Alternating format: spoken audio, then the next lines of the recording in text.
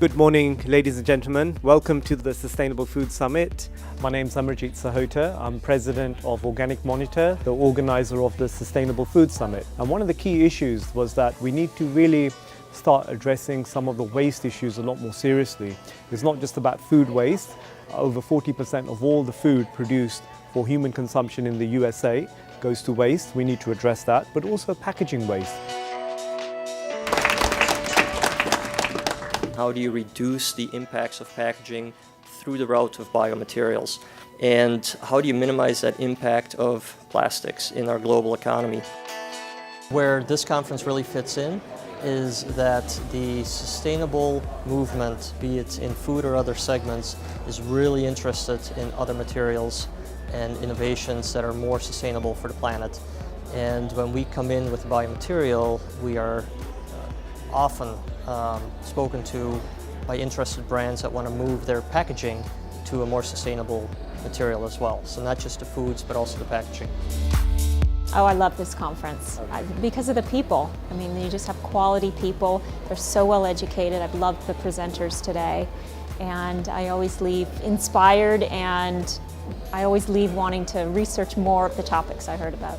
And I'm going to talk about our experience and break it down into 5 steps that we took to achieve zero waste in 1 year at our headquarters. So, talking about food, if you look at 2050, we're going to need 70% more calories. We're going to need twice the protein. Just how much resources we're putting into creating food, and then we just throw it all away. There's food waste created from production, as we talked about. You know, if the produce is not perfect enough, you know, it's tossed out. So how I kind of got into this was I learned more about all the good food going to waste rather than, you know, being composted, which is good. But that kind of got me started on doing more things. And then I found out about ugly produce, which is ridiculous because we waste 20 billion pounds of produce in the US every year, roughly 20%, just because of looks, size, shape, color. So it could go to feed people in need, it could go to good use, it could save businesses and people money if we could get this to the market. So I thought, why not start a social media campaign to access some of the characteristics or the fun qualities of ugly produce. Don't get it twisted, there is so much produce wasted that has so much love and nutrition to give. What I liked about the event today, I think, was the combination of broad insights that cut across categories and then specific vignettes and case studies within specific businesses. There were some really interesting, fascinating businesses today talking about their sustainability initiatives. We are a waste champion. With the EPA and the USDA have just recognized Sodexo. Cage-free eggs, about 16% of the eggs that we purchase right now are cage-free. By 2020, we'll have that up to 100%. One of the commitments we've made is that we will spend an extra $1 billion worldwide with minority and women-owned businesses. That we wanted to have a company, a business that needs to be organic, that needs to be socially responsible and sustainable.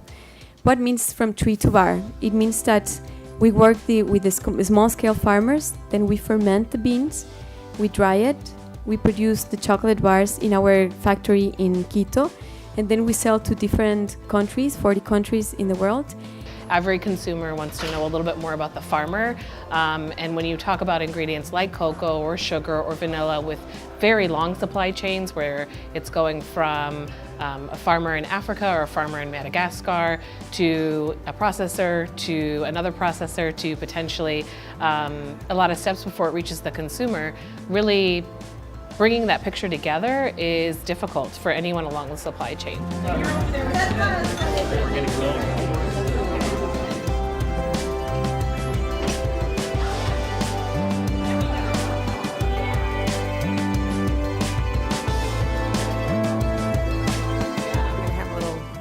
Chat with all of our panelists, and how are you able to message your sustainability and your green values? I'd recommend that if you're a brand owner to let your food or your beverage sell the product and not the packaging. Relying on the standards that really speak for themselves.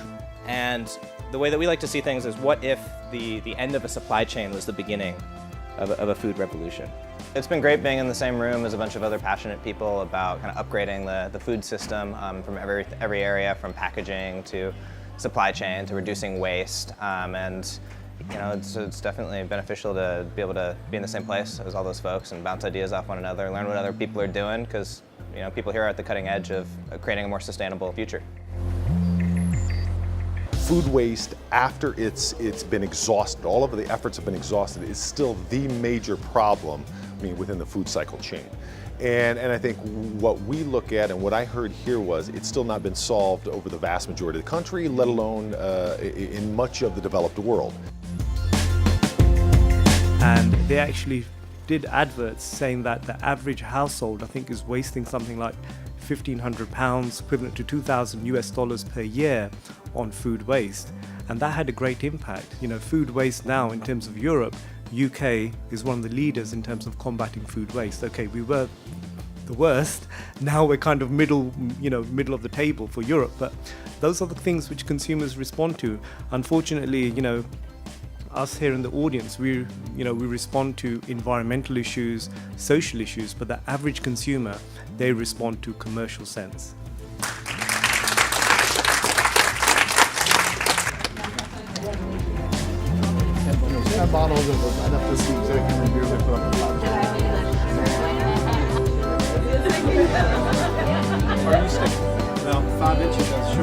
What's really amazing is how each of these sessions is sort of building on the next one, sort of stacking up, and there's a lot of common themes weaving through.